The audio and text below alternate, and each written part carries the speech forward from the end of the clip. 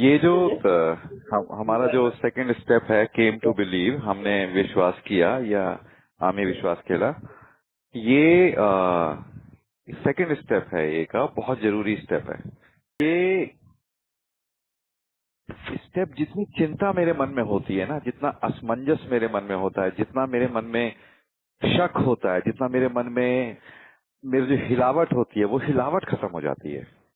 तो ये step generally इस तरह का स्टेप कुछ लोग लिख के करवाते हैं, कुछ लोग बिना लिखे कराते हैं। लेकिन ये स्टेप जो है बहुत इम्पोर्टेंट। आप किसी भी भाषा में इस स्टेप को कीजिए, चाहे लिख के कीजिए, चाहे अपने मन के अंदर कीजिए, पर ये स्टेप है बहुत इम्पोर्टेंट। फायदा क्या होता है जब आप लिख के कर लेते हैं? तो लिख के करने में क्या होता है, जब कोई चीज लिखते हैं ना तो वो सच की तरह प्रतीत होती है हमें, जैसे कि किताब में लिखा होता है, तो वो थोड़ी सी ज्यादा सॉलिड प्रतीत होती है, ज्यादा ठोस प्रतीत होती है। तो ये जो स्टेप है, स्टेप 2 है ना, came to believe that a power greater than ourselves can restore us to sanity. तो इसमें 3 हिस्से हैं दरअसल, 3 इसमें कीवर्ड्स हैं। पहला तो इसमें है अभी केम टू बिलीव। तो केम टू बिलीव क्या होता है? दूसरा क्या है इसमें, power greater then my self, कि मुझसे एक उच्च शक्ति, मुझसे जो उच्च शक्ति, मुझसे जो ऊपर की शक्ति है वो क्या होती है। और तीसरा इसमें है रीस्टोर मी टू सैनिटी। जो रीस्टोर मी टू सैनिटी होती है वो चीज क्या है, वो जो सैनिटी जिसके बारे में हम बोलते रहते हैं कि भाई सैनिटी आ गई, पर्सन में सैनिटी है, सैनिटी मेरी चली गई, इनसेन है, सेन है। तो वो सैनिटी जो होती है वो होती क्या है, ये 3 हिस्से हमें देखने होते हैं। तो पहला केम टू बिलीव, दूसरा power greater then my self, और तीसरा है कि रिस्टोर मी टू सैनिटी। तो कुल मिला के बस का टिकट लेना, बस में चढ़ जाना, और जहां पहुंचना है वहां पहुंच जाना। तो इस तरह से 3 हिस्से हैं इसमें। तो पहले जो इसमें आता है ना, सबसे पहले ये जो रिस्टोर मी टू सैनिटी। तो सैनिटी क्या होती है ये देखना मेरे लिए बहुत जरूरी होता है कि भाई सैनिटी दरअसल है क्या, जिस चीज को मैं पाने की कोशिश कर रहा हूँ वो दरअसल है क्या। तो अब मेरे जीवन के कई सारे हिस्से होते हैं। तो एक आदमी मानसिक रूप से स्वस्थ हो सकता है, परंतु हो सकता है कि उसकी रिलेशनशिप अच्छी ना हो, देखने में नॉर्मल लगे, पर उसकी रिलेशनशिप अच्छी ना हो जब वो घर पे जाए। तो मेरे एक चाचा जी हुआ करते थे, अब तो नहीं रहे, थोड़े दिनों पहले उन्होंने, कहते हैं कि सुसाइड कमिट कर लिया, लेकिन सुसाइड कमिट किया भी होगा। तो वो आदमी जो था उसने कभी सिगरेट नहीं पी। उस आदमी ने शायद 1-2 बार सिगरेट पी होगी, क्योंकि मैंने एक बार पीते देखा था तो छिपा ली थी, लेकिन सिगरेट वगैरह पीते नहीं थे, घर में कभी लाते नहीं थे, ऑफिस में कभी पीते नहीं थे, तो बीच में कभी कभार सिगरेट पी लेते होंगे। शराब तो बिल्कुल नहीं पी जिंदगी में, कभी नहीं पी। और शराब नहीं पी, सिगरेट नहीं पी, उसका जो चरित्र था वो भी अच्छा था।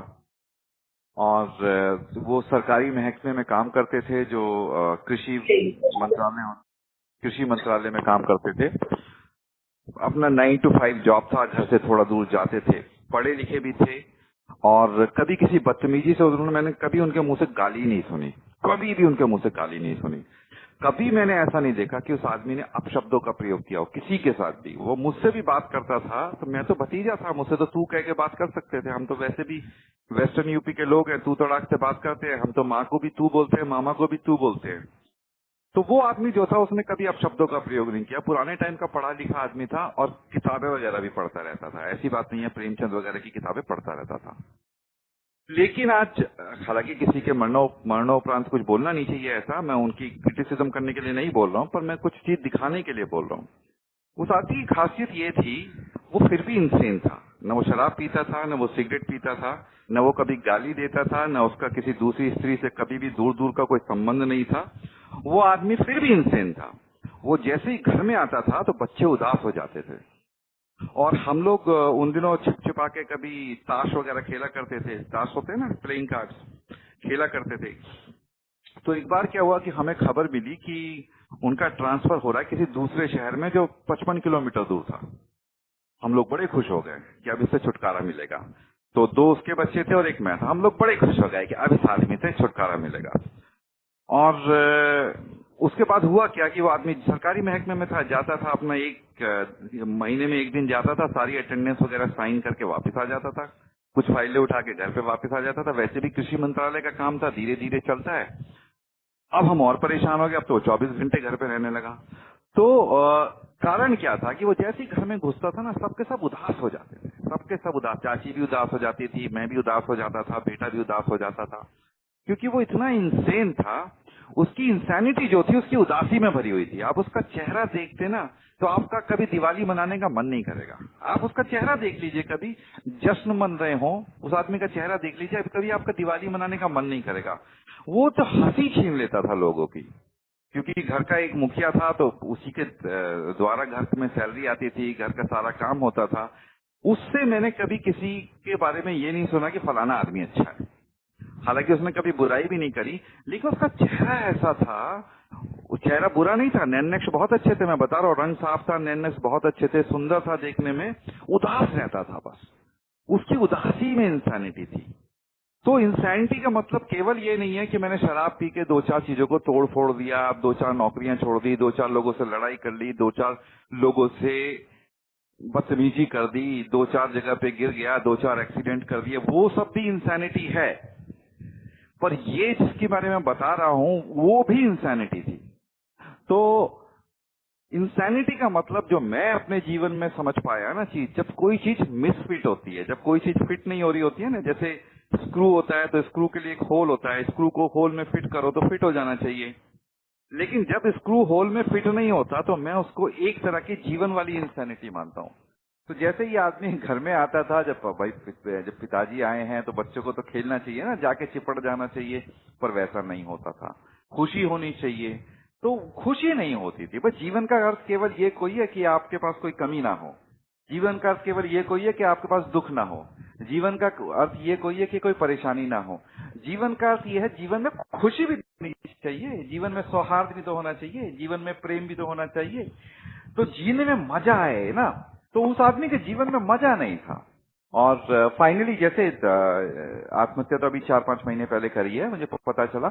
लेकिन मैं ये बता रहा हूं कि जो उसकी इंसैनिटी थी ना, वो अलग तरीके की इंसैनिटी थी। वो अपने ही किसी चीज में चूर था, चकनाचूर था।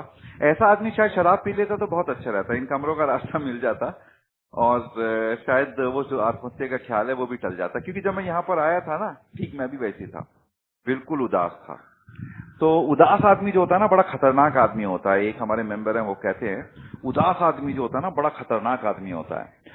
तो उस आदमी की रिलेशनशिप की प्रॉब्लम थी, उसके साथ उसने जो भी उससे संबंध में आया वो दुखी हुआ। तो ये एक अलग तरह की इंसैनिटी थी। एक सोशल इंसैनिटी होती है कि भाई आदमी सोसाइटी में फिट नहीं हो पा रहा। किस कारण से फिट नहीं हो पा रहा? लोगों के पैसे लेता है, वापस नहीं करता। किस कारण से फिट नहीं हो पा रहा? कि भाई दूसरे की स्त्रियों पर नजर रखता है। किस कारण से फिट नहीं हो पा रहा? कि गाली गलौज करता है। तो ये दूसरी, या किस कारण से फिट नहीं हो पा रहा? कुछ ऐसा करता है जो समाज के साथ एडजस्ट नहीं होता। वो दूसरी तरीके की इंसैनिटी होती है। तो इंसैनिटी जो होती है वो कई रूप में हो सकती है।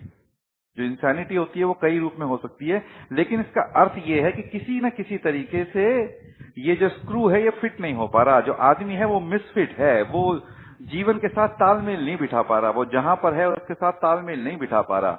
जो फिट है ना, फिट नहीं हो पा रहा है, तो कुछ ना कुछ प्रॉब्लम है उसके एडजस्ट होने में। तो फिजिकल इंसैनिटी हो सकती है। अब फिजिकल इंसैनिटी का अर्थ ये नहीं है कि भाई किसी की कोई अपंग है तो फिजिकल इंसैनिटी हो गई, वो फिजिकल इंसैनिटी वाली बात नहीं कर रहा। पर फिजिकल इंसैनिटी ये कि आदमी गंदा बहुत रहता है, तो कोई उसे हाथ नहाता धोता नहीं है, कपड़े ढंग से नहीं पहनता। तो अब ये नहीं है कि भैया मॉडल की तरह कपड़े पहनने हैं, पर जैसा भी है, अगर फटे पुराने कपड़े, मुझे अच्छी तरह याद है कि मेरी वाइफ मुझसे अक्सर कहती थी घर पे पहनने के लिए थोड़े अच्छे कपड़े ले आओ। मैं क्या करता था, ऑफिस जाता तो ठीक ठाक कपड़े पहन के जाता था, लेकिन जैसे बाजार में सामान लेने गया तो ऐसे ही कच्छा पहना हुआ है, ऐसी टी शर्ट पहनी हुई है, फटी पुरानी सी, उसमें छेद भी हो रहे हैं, उसे लेके पहुंच गया। मुझे एक बार याद है, मैं अपने ऑफिस में काम कर रहा था, तो मेरे पास एक शर्ट थी, और वो शर्ट मुझे बहुत प्यारी लगती थी, ब्लू कलर की शर्ट थी, मुझे बहुत प्यारी। तो प्रेस करते करते ना उसका जो बाहा होती है ना, बाहा जल गई थी। तो मैंने उसकी बाहें काट के, उसकी स्लीव्स काट के ना उसे हाफ शर्ट बना लिया। हाफ शर्ट बना लिया, अब हाफ शर्ट बन गई, लेकिन वो अजीब सी लगने लगी, वो जो उसका बैलेंस थोड़ा सा खराब हो गया। पर मुझे बहुत अच्छी लगती थी, मैं ऑफिस में काम करता था, तो मैं ऑफिस में जाके बैठा हुआ था। तो एक मेरे मित्र थे, बड़े थे एज में, छोटे भाई की तरह मानते थे मुझे। वो भी काम करते थे। तो उन्होंने मुझसे कहा, यार ऋषि ये शर्ट मुझे दे दे। तो मैंने उनसे पूछा कि आपको अच्छी लगी? कहते मुझे अच्छी नहीं लगी, पर मैं इसका पोछा बनाऊंगा। पोछा होता है ना जिससे घर साफ करते हैं, तो कहते मैं इसका ना पोछा बनाऊंगा, क्लीनिंग क्लॉथ बनाऊंगा। और मुझे उसकी बात बहुत बुरी लगी। फिर उसने 1 मिनट बाद कहा, कह रहा यार तू आदमी, तू 12-15 हजार की नौकरी करता है यहाँ पे, तेरा इतना सब सम्मान करते हैं, तो ये तो देख किस इन्वायरमेंट में आ रहा है। जिस शर्ट को तू लेके आ रहा है उसमें 2 छेद हैं। अब कोई तुझसे क्या सोचेगा? तो थोड़ा तो अपने आप को वो रखना चाहिए। तो मैं अपनी धुन में था कि भाई मैं तो सिंपल लिविंग हाई थिंकिंग आदमी हूँ, है ना। इसका मतलब ये नहीं कि मैं इंसेन हो जाऊं। तो समाज में जब मैं जा रहा हूँ, जिस समाज में जा रहा हूँ, उस तरीके से मुझे कपड़े पहनने चाहिए। मैं गया तो हूँ पार्टी के अंदर और लगा के गया हूँ टाई, तो वो दूसरे तरीके की इंसानिटी है। तो फिजिकल इंसानिटी होती है मैं अपने आप को कैसे कैरी कर रहा हूँ, मेरे शरीर में नहाया हूँ, धोया हूँ, नहीं हूँ। तो अक्सर मैंने देखा है कि जब भी नहा लेते हैं ना, थोड़ी बॉडी की फ्रीक्वेंसी भी चेंज हो जाती है। तो एक फिजिकल इंसानिटी होती है। तो ये सैनिटी जो है ना, एक फिजिकल सैनिटी होती है। और इकोनॉमिकल इंसानिटी भी होती है कि जब मैं जितना कमाता तो मैं 10 रुपए हूँ और खर्च में 12 रुपए करता हूँ। तो मेरे पास कितना भी पैसा हो मैं गरीबी में आ ही जाऊंगा, कि मेरा इक्वेशन उस तरह का है ना, भाई कमाया 10, खर्च करे 12, तो 2 रुपए का जो घाटा है वो होता होता चला ही जाएगा कहीं ना कहीं। तो ये इकोनॉमिकल इंसानिटी होती है। मैंने लोगों के पैसे लिए तो कोई बड़ी बात नहीं, पैसे वापस करने का मेरे पास कोई प्लान नहीं होता, फिर भी मैं पैसे ले लेता हूँ। अगर मैंने किसी से लाख रुपए लिए पर मेरे पास प्लान है कि मैं 5-5 हजार करके दे दूंगा, और प्लान मैंने उसको बता दिया, तो वो तो एक सैनिटी वाली बात हो गई। पैसे मैंने किस लिए लिए? क्या मैंने काम के लिए लिए? क्या मैंने किसी अच्छी चीज के लिए? या केवल मैंने पैसे बर्बाद करने के लिए लिए? तो ये इकोनॉमिकल इंसैनिटी हो गई। लेकिन जिस इंसैनिटी की बात मैं हम यहाँ पे अल्कोहलिक एनोनिमस में करते हैं, वो एक तो वो इंसैनिटी है कि शराब मैं जानता हूँ कि मुझे बर्बाद कर देगी, मैं अच्छी तरह जानता हूँ ये मेरा परिवार तोड़ देगी, मैं ये अच्छी तरह जानता हूँ कि इससे पैसों का, एक बात भाई मुझसे कहता है कि यार मैं 10,000 रुपए एक दिन में कमाता हूँ, शराब में पीता हूँ 500 रुपए की, तो क्या मैं अफोर्ड नहीं कर सकता?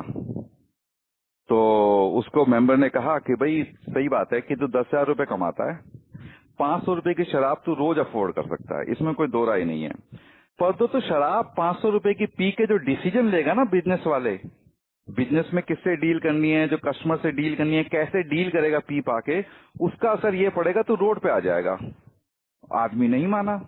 आदमी ने कहा नहीं 500 रुपए से मुझ पर कोई फर्क नहीं पड़ता, मैं रोज के रोज एक दिन के हिसाब से आराम से खर्च कर सकता हूँ 500 रुपए।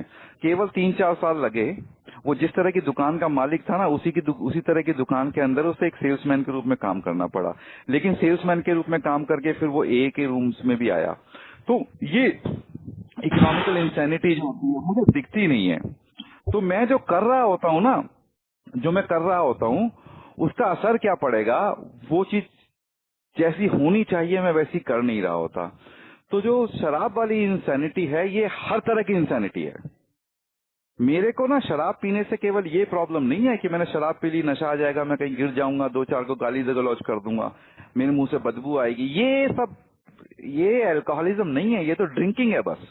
ये तो कोई सोशल ड्रिंकर भी किसी दिन ओवर कर लेता है ना, ज्यादा पी लेता है, तो वो भी हाथ पैर फेंकने लगता है। जो कॉलेज के बच्चे अपनी ग्रेजुएशन पार्टी मनाते हैं, 1-2 दिन उनमें 2-3 उनमें भी आउट हो जाते हैं, वो भी ये सब करते हैं। ये सब तो बात ही नहीं हो रही है। बात तो उसकी हो रही है कि शराब पीने के कारण जो मेरे व्यक्तित्व पे प्रभाव पड़ता है, उसके कारण मेरे को जो एक मेंटल इंसैनिटी आती है, जो मुझे एक सोशल इंसैनिटी आती है, जो मेरे को एक इकोनॉमिकल इंसैनिटी आती है, जो मेरे रिलेशनशिप खराब होती हैं या हो गई हैं मेरे उस तरह के व्यवहार के कारण, वो वाली इंसैनिटी। तो सैनिटी का मतलब बस यही है कि मेंटली मैं बैलेंस हूं, इकोनॉमिकली मैं बैलेंस हूं। बैलेंस होने की बात हो रही है, यहाँ धीरू भाई अंबानी होने की बात नहीं हो रही है कि 15,000 करोड़ों, वो उन सब की बात नहीं हो रही है। यहाँ पे जो इकोनॉमिकल सैनिटी की बात हो रही है कि मैं 10 कमाता हूँ और अपना खर्चा 10 के अंदर ही मैं खत्म कर लेता हूँ। अपना जो भी 2 रुपए मैं भविष्य के लिए बचा लेता हूँ, या 1 रुपया मैं भविष्य के लिए बचा लेता हूँ, या 1 पैसा बचा लेता हूँ, लेकिन भविष्य के लिए 1 पैसा बचाना जरूरी है, जरूरी। तो ये सैनिटी जो है, ये जो फिजिकल सैनिटी है, मैं फिजिकली पेन में नहीं हूँ। फिजिकली जैसे गंदा संदा रहते हैं ना, तो फिजिकली पेन में नहीं हूँ। और इकोनॉमिकली मेरे पे कर्जा नहीं है, या कर्जा है तो मैं कर्जा देना चालू कर दिया है मैंने।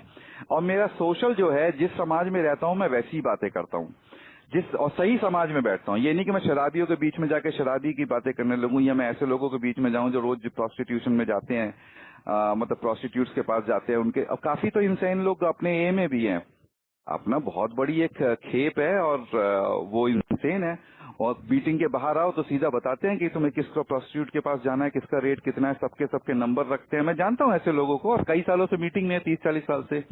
उनकी बात नहीं हो रही है।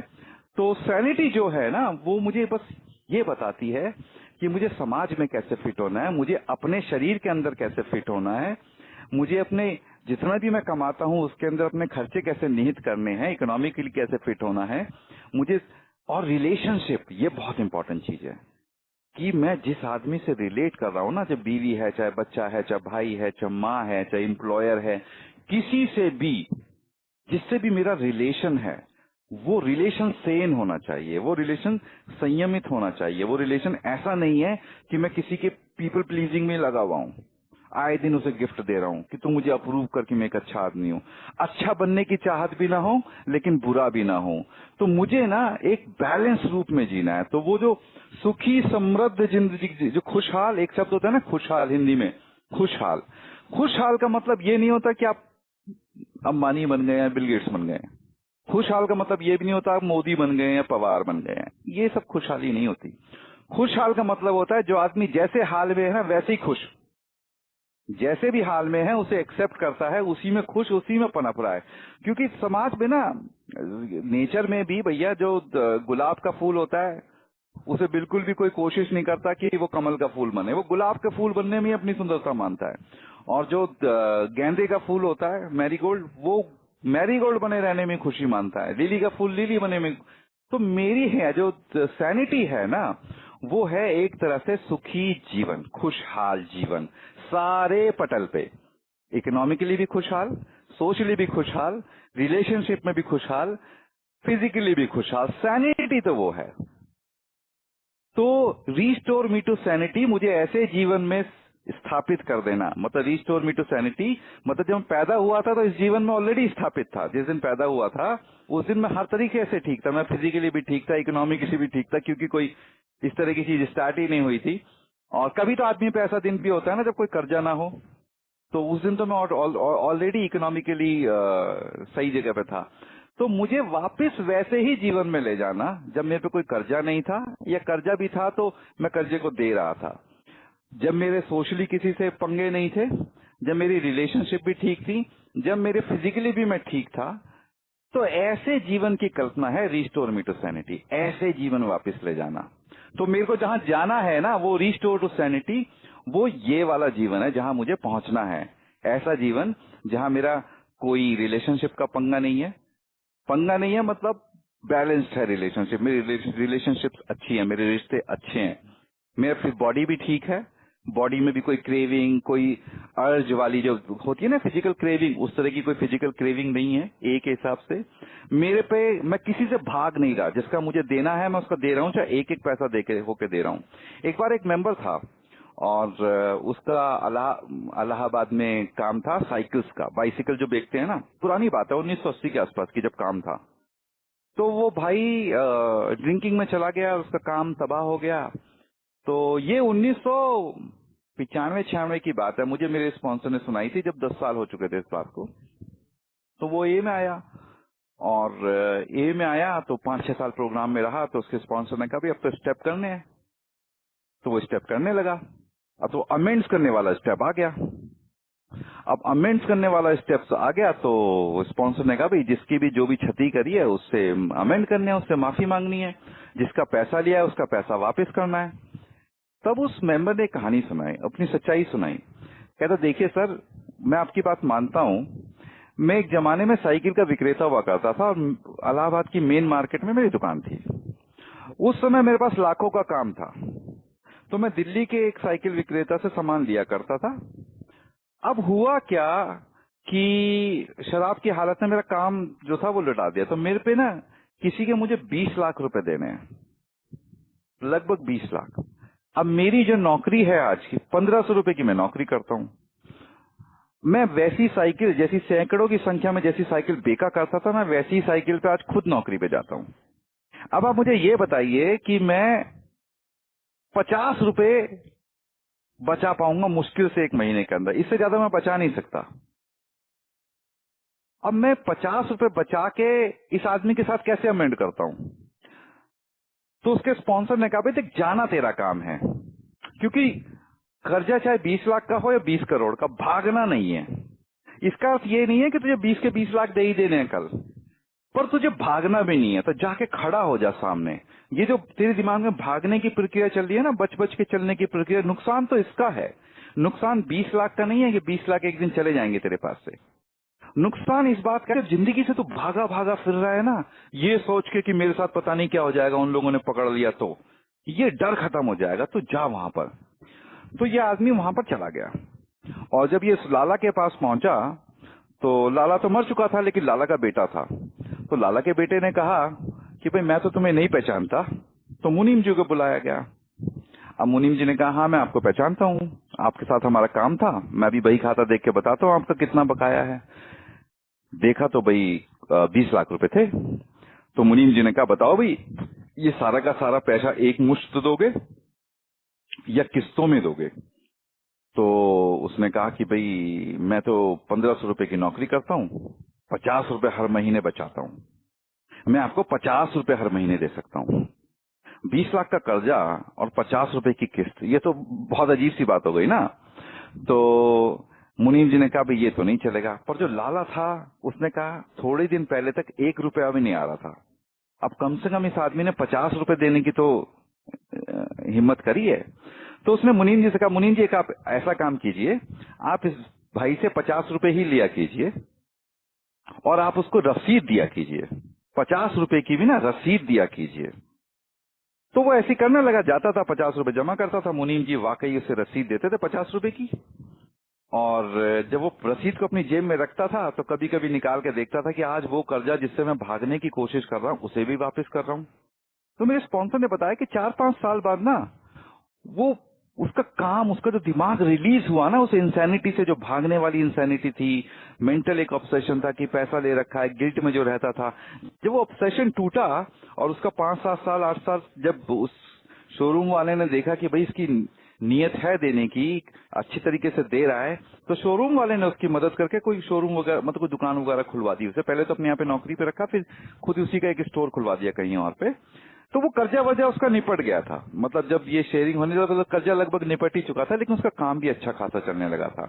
तो ये जो सैनिटी है ना, ये रीस्टोर मी टू सैनिटी, ये जो स्टेप है ना, ये केम टू बिलीव होता है कि 50-50 रुपए देने से भी 20 लाख का कर्जा निपट सकता है। ये जो है ना, तो ये सैनिटी जो है, जो मैं पैसा ले रखा है वापस नहीं कर रहा, वो एक दूसरी बात है। लेकिन मैं जाके उससे मिलूं और मेरे अंदर इच्छा हो देने की, तो वो वापस भी होगा। चाहे वो 1500 करोड़ क्यों ना हो, लेकिन मैं 5 रुपए दे सकता हूँ, 1 रुपया दे सकता हूँ, 1 पैसा दे सकता हूँ, तो कहीं से तो शुरुआत हो सकती है। तो ये जो सैनिटी है ना, सैनिटी का अर्थ मेरे जीवन के जितने भी पहलू हैं, पारिवारिक, सामाजिक, इमोशनल, मानसिक, भावनात्मक, जो भी पहलू हैं, वो शांति में हो, वो चैन में हो। मेरी जो जेब है वो चैन में हो, मेरा परिवार चैन में हो, मेरे रिश्ते चैन में हो। तो सैनिटी का मतलब समझ लीजिए चैन। कहीं भी बेचैनी है तो इंसैनिटी है, किसी भी तरह की बेचैनी है, इंसैनिटी है।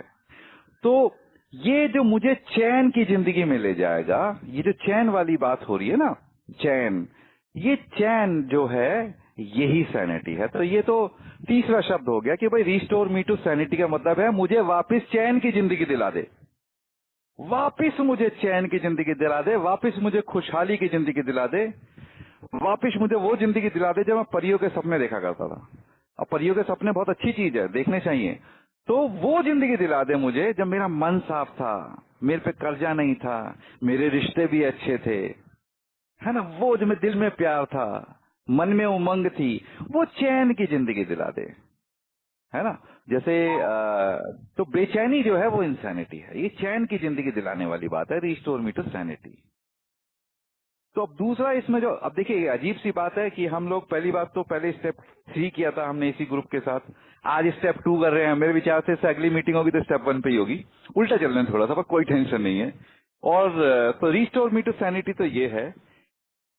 अब इसमें दूसरा जो पॉइंट है ना कि भाई चैन की जिंदगी दिलाएगा कब, कौन दिलाएगा? चैन की जिंदगी तो हो गई भाई, जैसे एप्पल का फोन लेना है तो एप्पल के स्टोर पे जाके लेना पड़ेगा ना, कैसे मिलेगा? एप्पल के स्टोर पे जाके। तो ये चैन की जिंदगी दिलाएगा कौन?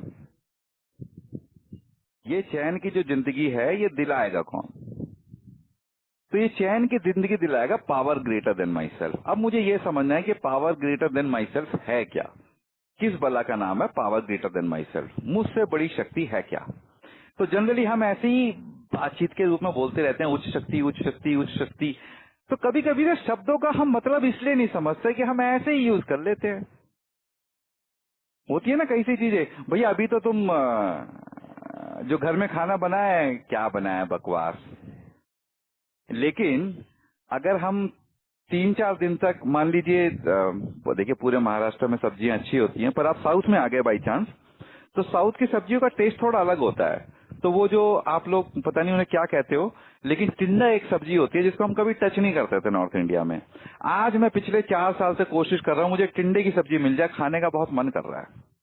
तो जब चीज कोई नहीं होती ना तब उसकी वैल्यू पता चलती है। तो ये सब मैं इसलिए बोल रहा हूँ, ये जो दृष्टांत मैंने एग्जाम्पल दिया वो इसलिए दिया कि पावर ग्रेटर देन सेल्फ हम बोलते रहते हैं लेकिन महसूस नहीं करते है क्या। ये जो महसूस करे ना है क्या, तब पता चलता है। तो power greater then my self का मतलब है कुछ चीजें ऐसी हैं जो मेरे कंट्रोल से बाहर हैं, कुछ चीजें ऐसी हैं जो मेरे कंट्रोल से बाहर हैं, और कोई शक्ति उन चीजों को भी चला रही है। ये उस पावर की बात हो रही है।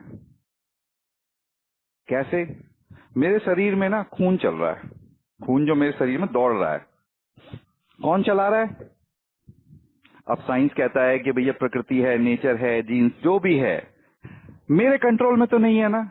और मेरे कंट्रोल में नहीं है तो हायर पावर चला रही है, power greater then my self चला रही है, एक उच्च शक्ति चला रही है, मुझसे बड़ी कोई ताकत चला रही है। मैं तो अपना खून अपनी आंखों में चला नहीं रहा। मैंने जन्म लिया, खुद को तो नहीं पैदा किया, पर किसी ने किया, माँ बाप के द्वारा भी किसी ने किया। हर बार अगर माँ बाप आपस में मिले तो बच्चे नहीं होते हैं, तो कोई वो पीछे की ताकत है। तो वो पीछे की ताकत कौन है? मैं तो स्वयं को पैदा नहीं किया, और जो मैंने नहीं किया वो हायर पावर ने किया। तो ये पावर, अब मैं जैसे सांस ले रहा हूं, मैं कोशिश भी करूं तो सांस को कितनी देर रोक लूंगा? 1 minute, 2 minute, 3 minute, 4 minute, 5 minute. और कुछ लोग ऐसे होते हैं 20-25 मिनट रोक लेते हैं, कुछ योगी होते हैं वो और भी ज्यादा रोक लेते होंगे, मुझे तो इस बात का, लेकिन सांसें जरूर लेते हैं। और सांस को मैं अपनी मर्जी से चला नहीं रहा, सांस तो कोई और चला रहा है। मैं थोड़ा बहुत कम ज्यादा कर सकता हूँ, डीप ब्रेथ ले सकता हूँ, स्लो ब्रेथ ले सकता हूँ, जल्दी जल्दी ब्रेथ ले सकता हूँ, परंतु सांसें मैं नहीं चला रहा। अभी महसूस करके देखो ना, बॉडी में चल रहा है, खून भी चल रहा है, सांसें भी चल रही है, कौन चला रहा है? तो कोई ऐसी पावर चला रही है जो मेरे कंट्रोल में नहीं है। उच्च शक्ति नहीं बोलते, ऐसी पावर जो मेरे कंट्रोल में नहीं है, एक बाहर की पावर है जो मेरे नियंत्रण में नहीं है। अब ये हवा कौन चला रहा है बाहर? पेड़ को कौन बड़ा कर रहा है? बीज से पेड़ कौन बना रहा है? ये जमीन किसने थामी हुई है? मेरे कंट्रोल में तो नहीं है चीजें। मैं तो ऐसा नहीं कर सकता कि पेड़ में से फल निकाल ही लूं। मैं तो उस पावर का प्रयोग कर सकता हूं, केवल पेड़ लगा दूंगा, पेड़ में से फल तोड़ लूंगा, मैं तो केवल उसका प्रयोग कर सकता हूं। प्रयोग करने वाली बात नहीं हो रही है यहाँ। वो बात हो रही है कि कौन सी पावर तेरे कंट्रोल से बाहर है। तो ऐसी तो कई सारी चीजें हैं जो मेरे कंट्रोल से बाहर हैं। मैं जिस घर में पैदा हुआ, जिस समाज में पैदा हुआ, जो इवेंट्स मेरे जीवन में हुई, क्या मेरे कंट्रोल में थी? मेरे कंट्रोल में तो बिल्कुल भी नहीं थी। हो रही थी, कुछ का फायदा हुआ, कुछ का नुकसान हुआ, लेकिन पावर मेरे कंट्रोल से बाहर है। आज मैं ऑफिस जाता हूं, है ना, तो पेट्रोल भरवाता हूं गाड़ी में, स्कूटर में, और गाड़ी चलती है उस पेट्रोल से। तो पेट्रोल में वो पावर जो है मेरे नियंत्रण में नहीं है, वो तो किसी और ने डाली हुई है, पर डाली हुई है। तो power greater then my self का मतलब है कि हजारों लाखों करोड़ों चीजें ऐसी हैं जिन पे मेरा कोई नियंत्रण नहीं है, कोई भी नियंत्रण नहीं है। पर फिर भी चल रही हैं वो। तो हम उस पावर की बात कर रहे हैं जो जीवन दे रहा है, पैदा कर रहा है, फल उगा रहा है, हवा चला रहा है, सांस दे रहा है, पैर के नीचे जमीन थामे हुए है, सर के ऊपर आसमान थामे हुए है। और अब जैसे लोगों को कोरोना हो रहा है तो उसके शरीर को एंटीबॉडी भी देकर उसे रिकवर करा रहा है। तो ये जो पावर है ना, ये हम उस पावर की बात कर रहे हैं जो मेरे नियंत्रण में नहीं है, लेकिन फिर भी कोई पावर है। बिना पावर के तो कोई भी, जैसे बिना इलेक्ट्रिसिटी के कोई भी मशीन चलती नहीं है ना। भाई फोन ही क्यों ना हो, फोन भी क्या है, थोड़ी देर बाद जब बैटरी खत्म हो जाएगी तो बंद हो जाएगा। पंखा भी क्या है, तो पंखा भी क्या है, पंखा भी में अगर मतलब पीछे से इलेक्ट्रिसिटी आ रही है तो चल रहा है।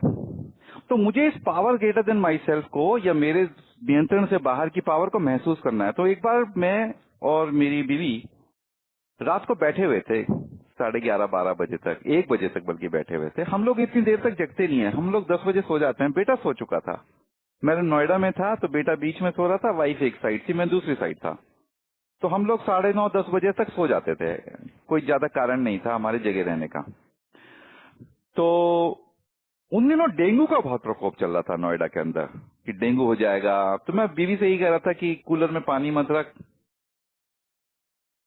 और बाथरूम में गीला मत छोड़, और बाल्टियों में पानी मत रख, ध्यान दे कि पीछे से खिड़की बंद रहे, पीछे थोड़ा सा एक नाली वगैरह बहती थी। मैंने कहा ये डेंगू का मच्छर है और ये पैदा हो रहा है, ये है वो है। हम बहुत डरे हुए थे, छोटा बच्चा था और उन दिनों बहुत प्रकोप था, इसको डेंगू हो गया, उसको डेंगू हो गया, ये नहीं रहा वो नहीं रहा। तो इस तरह का प्रकोप था, बहुत गहरा वाला प्रकोप था, तेजी से फैल रहा था। मच्छर ये आके काट जाए किसने देखा भैया। तो मच्छर पे तो कोई कंट्रोल नहीं था, मच्छर भी power greater then my self थी, तो कोई कंट्रोल तो था नहीं मच्छर के ऊपर। तो रात के 12:30 या 1 बजे की बात है, मेरा जो पंखा चल रहा था ना, वो एक हुक से लटका हुआ था। हुक से एक पाइप था मेटल का, और उसमें छेद हुआ था, उसमें से पंखा लटका हुआ था। तो वो जब पंखा चलता था झटका मारता था, तो उसके कारण क्या हुआ था, हुक थोड़ा थोड़ा धीरे धीरे कट गया था। तो उस रात को, जिस रात हम जागे हुए थे, लगभग 12:30-1 बजे, वो पंखा ऊपर से टूट गया और ठीक बेटे के ऊपर था वो। 1 सेकंड के अंदर मैं बेड से खड़ा हुआ और मैंने पंखे को डिफ्लेक्ट कर दिया। और तो तार वगैरह तो लगे ही हुए थे उसके ऊपर, एक झटके से नीचे से नहीं गिरा, पर गिरता जरूर, क्योंकि पंखा भारी था। और मैंने उसे हाथ से ना दीवार की तरफ, कोने की तरफ डिफ्लेक्ट कर दिया, जहां पे वो कमरे का दूसरा हिस्सा खाली था, बेड था और कुछ नहीं था। तो कमरे के दूसरी तरफ डिफ्लेक्ट कर दिया, किसी को खरोच तक नहीं आई। तो वो कौन सी पावर थी जो मुझे रात के 11:30 या 12:30 या 1 बजे तक जगाए हुए थी। ये जो सूचना थी कि पंखा आज टूटेगा, ये किसको पता थी? किसी को नहीं पता थी, पर कोई ऐसी शक्ति थी जिसे पता थी और जिसने मुझे जगा के रखा, उसके लिए तैयार रखा।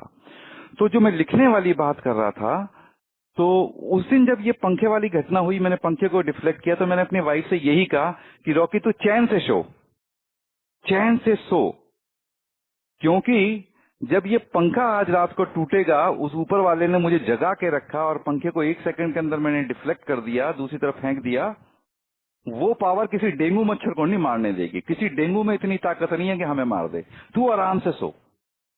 तो ये जो जीवन में जो power greater then my self है ना, इस पे जो ट्रस्ट है, वो यही ट्रस्ट है कि मैं आराम से सो जाऊं, कि ये जो आफतें आ रही हैं किसी भी तरीके की, बीमारी के रूप में, इकोनॉमिकल रिसेशन के रूप में, ये मुझे मार नहीं सकती। अगर मेरा उस पावर पे भरोसा हो तो मार नहीं सकती। ये पावर उन सबको झेल लेगी। इसके पास सारी सूचनाएं हैं, इसके पास एग्जैक्टली सूचना है कि एक दिन लॉकडाउन लगेगा, एक दिन ये होगा, उस दिन क्या होना होगा वो मुझे पहले ही दे के बैठी हुई है। मुझे पता नहीं है, जैसे मुझे उस दिन नहीं पता था कि आज पंखा टूटेगा, जैसे मुझे उस दिन नहीं पता था कि रात के 12:30 बजे होगा, उस दिन मैं जगा हुआ था। कुछ भी हो सकता था, पर हुआ तो नहीं, हुआ तो नहीं। तो वो इंसिडेंसेस जीवन में देखने हैं कि कितनी बार ऐसा हुआ कि जब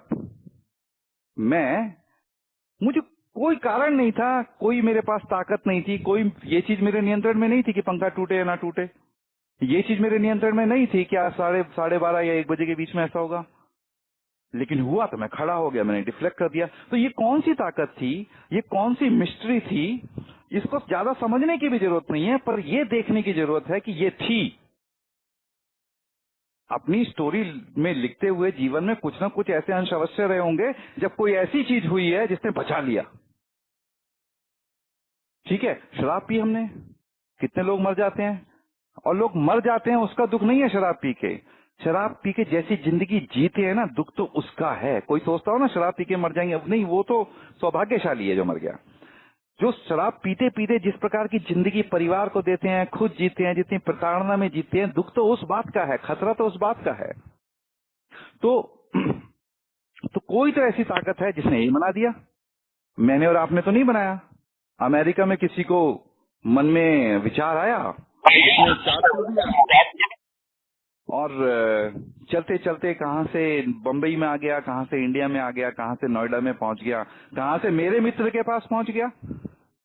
भाई मेरे में तो इतनी शक्ति नहीं है बिल बाप को पैदा कर दूं, उन्हें अल्कोहलिक बना दूं, उनके अंदर से सोब्राइटी ला दूं, फिर ऐसे ग्रुप बढ़ाते बढ़ाते नोएडा के जो बॉम्बे के 2 मेंबर थे, दो चार जो थे, जो लाए थे प्रोग्राम, उनको पैदा कर दूं। आज मेरे बस की नहीं है भैया इतनी बड़ी स्टोरी मेंटेन करना। मैं स्टोरी नहीं लिख सकता उनकी, वो नहीं है मेरे बस की। तो ऐसी कौन सी ताकत थी जिसने ये पैदा कर दिया, ये सोचने वाली बात है।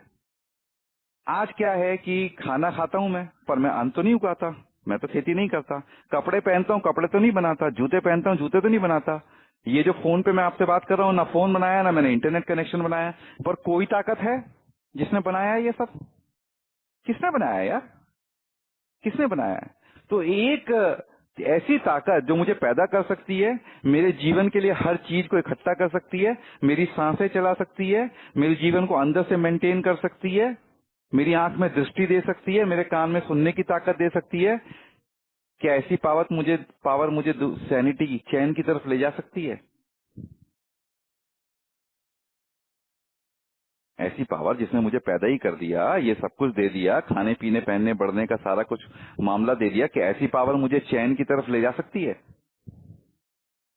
तो power greater then my self देख लिया हमने। मुझसे जो बड़ी ताकत है, वो ताकतें सारी की सारी जो जो मेरे नियंत्रण में नहीं है फिर भी काम हो रहे हैं, वो सारी ताकतें power greater then my self है।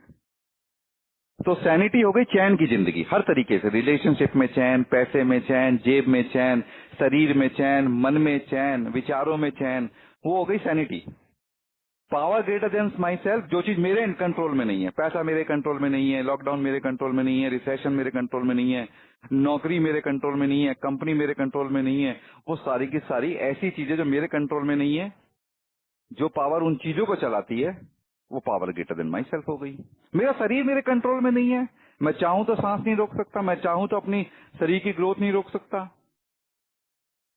है ना। अब तीसरा शब्द आता है, जो पहला शब्द है। लिखने में तो पहला है, लेकिन स्टेप करने में वो तीसरा है। Came to believe. कि भैया केम टू बिलीव है क्या? तो कहां पहुंचना है मुझे? चैन की जिंदगी में पहुंचना है, ठीक है। और ड्राइवर कौन है? Power greater then my self, वो मुझे ले जाएगा। तो ये केम टू बिलीव क्या है? हमने विश्वास किया। तो विश्वास को हम ऐसे ही देख लेते हैं, बातें करते करते छोटी छोटी बातों में बोल देते हैं, है ना। जैसे कई चीजों में बोल देते हैं ना, बातों बातों में बोल देते हैं, पर महसूस नहीं करते ये है क्या। तो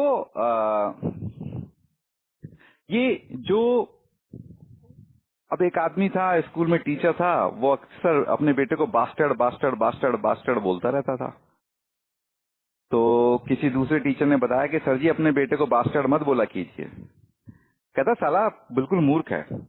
कहता है बास्टर्ड का मतलब मूर्ख नहीं होता। कहता तो बास्टर्ड का मतलब क्या होता है? कहता बास्टर्ड का मतलब होता है कि अपने बाप की जगह जो किसी और से पैदा होता है, दोगला। उसके बाद उस टीचर ने अपने बेटे को कोई बास्टर्ड नहीं बोला। मैं उसी स्कूल में पढ़ता था इसलिए बता रहा हूँ, किसी दूसरे टीचर ने बताया था उसे। तो जब तक मुझे शब्दों का प्रयोग नहीं पता होता ना कि इसका अर्थ क्या, मैं यूज करता रहता हूँ, ऐसे यूज करता रहता हूँ। पर जब मुझे पता चल जाता है ना शब्द का मतलब क्या है, और शब्द की ताकत तो उसके मतलब में है ना, तो जो शब्द का मतलब क्या है, जैसे आपके यहाँ पे ना, आपके महाराष्ट्र में जो चाची होती है, मतलब चाचा की पिताजी के भाई की बीवी को बुआ कहते हैं आप लोग, हमारे यहाँ चाची कहते हैं। तो शब्द का जो मैं मतलब देता हूँ वो मतलब क्या है? तो केम टू बिलीव का मतलब क्या है? हमने विश्वास किया, ये केम टू बिलीव। अब देखो भैया, पहले तो देखो इस जिंदगी में हम आ गए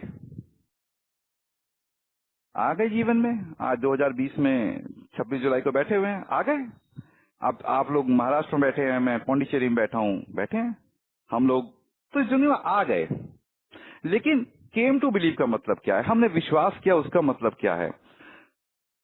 कभी जाने में, कभी अनजाने में, कभी हम कहीं पहुंच जाते हैं, जीवन में कहीं पहुंच जाते हैं।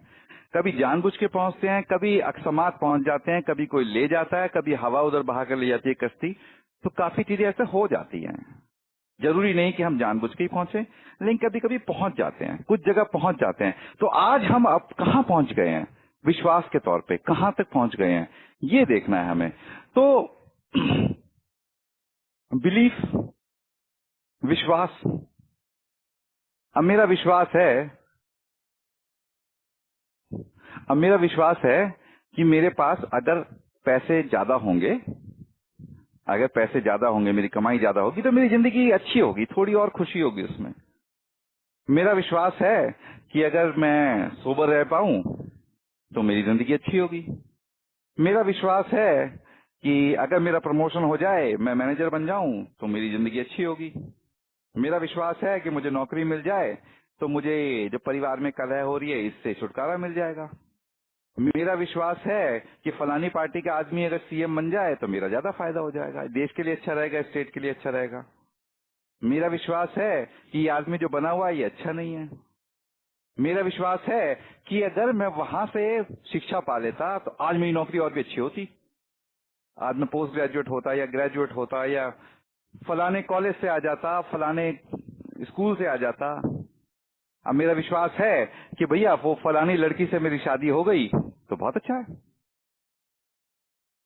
या फिर फलानी लड़की से नहीं हुई तो बहुत अच्छा है। कभी कभी विश्वास होता है कि उससे शादी हो जाती तो जीवन पता नहीं क्या हो जाता। हजारों चीजें हैं जिस पर बिलीव करता हूं मैं, हजारों चीजें हैं। बहुत से लोग बन ठन के रहते हैं, उनका विश्वास है वो दिखने में बढ़िया है। बहुत से लोग मुंह लटकाए रहते हैं, मैं कौन, ये भी केम टू बिलीव है। केम टू बिलीव करने में आ गए कि भैया हम बदसूरत हैं। बहुत से लोग लगातार परेशान रहते हैं, मेरे साथ क्या होगा, मेरे साथ क्या होगा, मेरे पीछे कोई नहीं है। बस केम टू बिलीव में आ गए कि भैया इनसिक्योरिटी है उनके जीवन में, खतरा है उनके जीवन में, असुरक्षा है उनके जीवन में।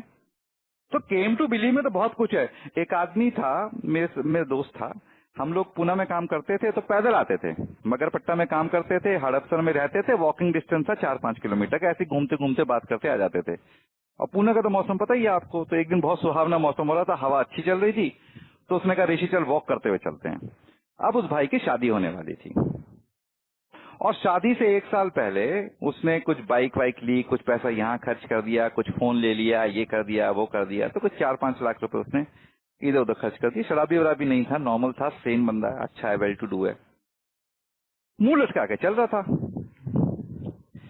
तो मैंने उससे कहा कि भाई ऐसा है, मेरी शादी हो चुकी थी, मेरा तो बेटा ही 3-4-5 साल का था उस समय। मैंने कहा भाई ऐसा है, इस जिंदगी में जो पैसा तूने खर्च कर दिया ना, बस वही काम का था, उसके सिवा तो मुनीमगिरी चलती है। पैसा आता है, पैसा जाता है। जैसे एक बैंक का क्लर्क होता है ना, लाखों रुपए हाथों से निकलते हैं, या फिर जैसे कोई जो चौराहे पे जो ट्रैफिक पुलिस का वो होता है ना, सिग्नल देने वाला, उसके आगे भी गाड़ियां होती हैं, पीछे भी गाड़ियां होती हैं, पर उसकी नहीं होती। बाकी की जिंदगी तो ऐसी है, पैसा आता है, एक नंबर दिखता है, यहाँ पर आया, दूसरा नंबर गया, बीच में कुछ भी नहीं है। तो जो पैसा तूने खर्च कर दिया ना, बस वही काम का था। तो वो आदमी कहता है, मुड़ के मेरी तरफ, पहले तो गले मिल यार, हाँ गले मिला, कहता अब जलेबी खाते हैं। कहता तूने तो साले मेरी वो समस्या खत्म कर दी जो 15 दिन से मुझे सोने नहीं दे रही थी। मैं इतने गिल्ट में था कि मैंने बहुत बर्बादी कर दी, मैंने क्यों नहीं सोचा फ्यूचर के बारे में। पर तूने तो इस एक बात से ना मेरा मन ही साफ कर दिया। तो जब तक वो ये बिलीव कर रहा था कि गलती कर दी, अब वो ये बिलीव करने लगा कि ठीक हो गया, है ना। तो आदमी जो है ना, ये जो जैसे लाइट हाउस होता है ना समंदर में, या तो उसकी तरफ आता है लाइट हाउस की तरफ, या लाइट हाउस के विपरीत जाता है। पर लाइट हाउस को कोई ना समंदर के अंदर जहाज लेके इग्नोर नहीं कर सकता। तो जो ईश्वर है ना, बहुत से लोग कहते हैं नास्तिक हैं, सब झूठेरे हैं। मैं भी झूठ बोलता था, नास्तिक हूं नास्तिक हूं नास्तिक हूं। अरे अगर मैं नास्तिक था तो गाली किसको दे रहा था? जब भगवान है ही नहीं, अगर ईश्वर है ही नहीं, तो मैं गाली किसको दे रहा था? ए में आने से पहले ईश्वर था, जब भी तो कीचड़ फेंक रहा था, गाली दे रहा था। ये केम टू बिलीव जो है, मैं कई चीजों पे विश्वास करता हूँ। या तो मैं इस पर विश्वास करता हूँ कि जिंदगी अच्छी है, या मैं इस पर विश्वास करता हूँ कि जिंदगी नहीं है अच्छी, या तो मैं इस पर विश्वास करता हूँ कि ईश्वर मेरी मदद कर रहा है, या मैं इस बात पे विश्वास करता हूँ कि ईश्वर मदद नहीं कर रहा, है ना। तो बिलीव तो मैंने पाले ही हुए हैं। मेरे जीवन में आज जैसी भी स्थिति है, वो किसी न किसी बिलीफ के कारण ही है।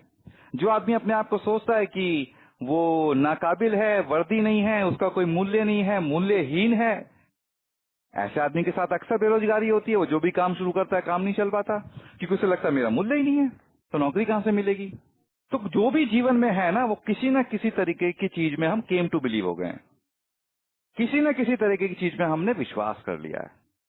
विश्वास हम जरूर करेंगे। कोई सोचे ना कि भाई मैं विश्वास नहीं करूंगा, भाई विश्वास तो करेगा। या तो इस बात पे विश्वास करेगा कि यहाँ पे ए में चमत्कार होते हैं, या ये विश्वास करेगा चमत्कार नहीं होते। दो में से एक चीज पे जरूर विश्वास करेगा। या तो ये विश्वास करेगा कि जिंदगी एकदम आगे जा रही है, या ये विश्वास करेगा कि नहीं जा रही है। किसी न किसी चीज पे विश्वास जरूर करेगा। विश्वास करना सांस लेने के जैसा, या तो ढंग से सांस लेगा, या रगड़ रगड़ के सांस लेगा जरूर। विश्वास करूं या ना करूं, वो तो कोई चॉइस ही नहीं है। कोई सोचे ना कि भाई, अब जैसे बहुत से लोग कहते हैं ना, भाई मैं अपना अस्तित्व खत्म कर लूंगा। अरे ये अस्तित्व नहीं खत्म होता है भैया, आत्महत्या भी कर लोगे, दूसरा जन्म मिल जाएगा। अस्तित्व है, रियलिटी है, ऐसे नहीं खत्म होता। तो विश्वास तो किसी न किसी चीज पे इंसान को करना पड़े, ना चाहे तो भी हो जाएगा। क्योंकि केम टू बिलीव है ना, वी बिलीव, ये तो ऑटोमेटिकली जैसे संसार में आ ही गए। अब क्या नकारना इस संसार को, आ ही गए। शरीर है ही, आंखें हैं ही, है ना, संबंध है ही। जिस परिवार में पैदा हुए हैं उससे संबंध है ही।